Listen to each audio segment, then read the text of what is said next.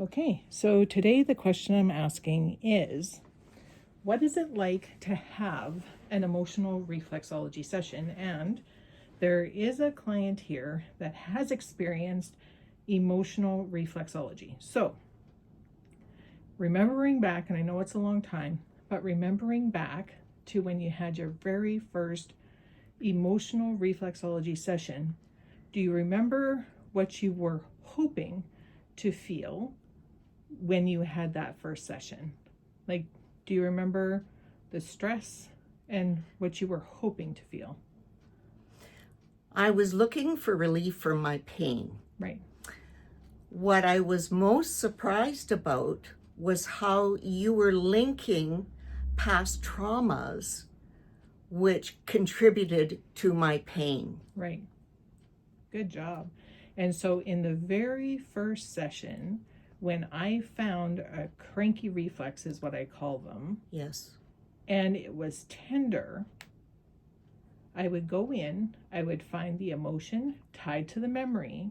Yes. And when it released, can you explain what it feels like when it lets go on a physical side?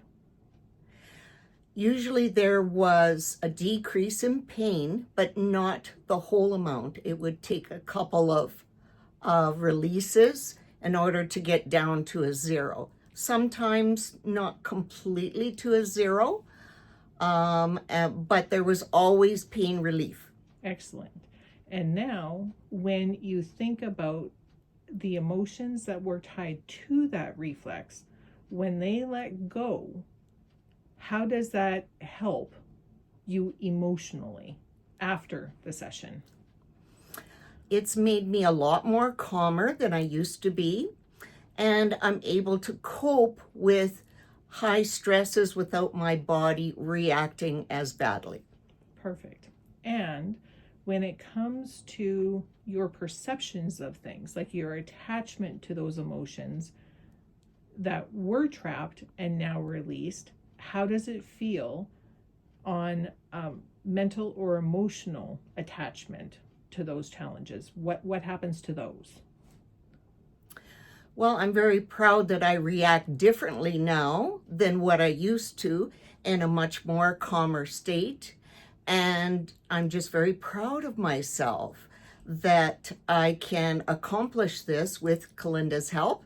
And it's just very freeing knowing that I don't have to react emotionally and freak out that on a stressful situation. It's much more on a calmer level.